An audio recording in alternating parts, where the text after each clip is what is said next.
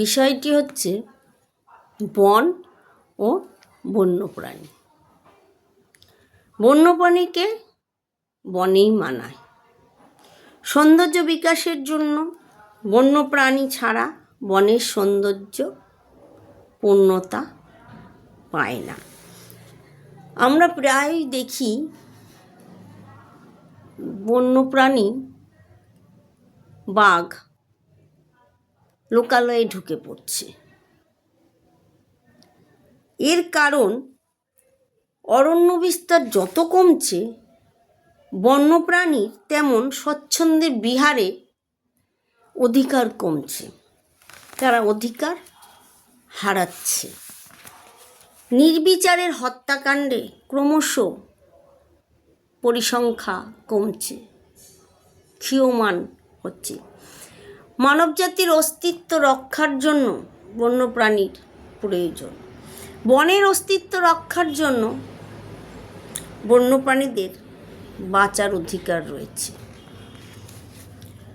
বন ছাড়া বন্যপ্রাণীর অস্তিত্ব কল্পনা করাও যায় না। লোকবসতির বিস্তার, কৃষি ও শিল্পের প্রসারের জন্য নির্বিচারে বন কেটে ধ্বংস করছে।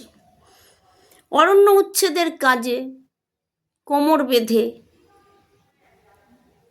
কুঠার ধরেছে মানুষ।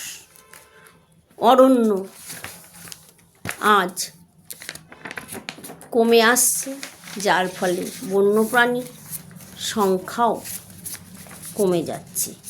হাজার হাজার মাইল ভূখণ্ডের বনস্পতির দল নিধন হচ্ছে নিষ্ঠুর পরশুরামদের হাতে। বন্যপ্রাণীর অবলুপ্তর হার, তার পরিসংখ্যান দেখলে অবাক হতে হয়। এই অবলুপ্তির কারণ কিছু স্বার্থসিদ্ধির মানুষ নির্বিচারে বন্যপ্রাণী হত্যা করছে, নিধন করছে। চোরা শিকার, চোরাচালানকারীরা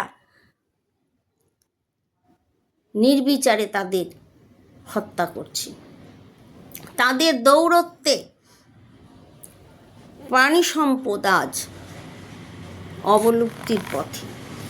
সুন্দরবনের রয়্যাল বেঙ্গল টাইগার অস্তিত্ব আজ শেষ ভাগে এসে দাঁড়িয়েছে।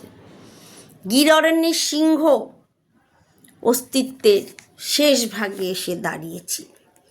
সরকারিভাবে জাতীয় অরণ্য নীতি গ্রহণ করা হলেও তার সুফল সেভাবে সাড়া দিচ্ছে না, মিলছে না খুব একটা সুফল।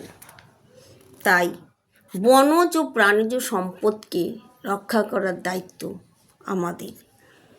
বনজ ও প্রাণী সম্পদকে নিয়ে মানুষকে আরও সজাগ হতে হবে।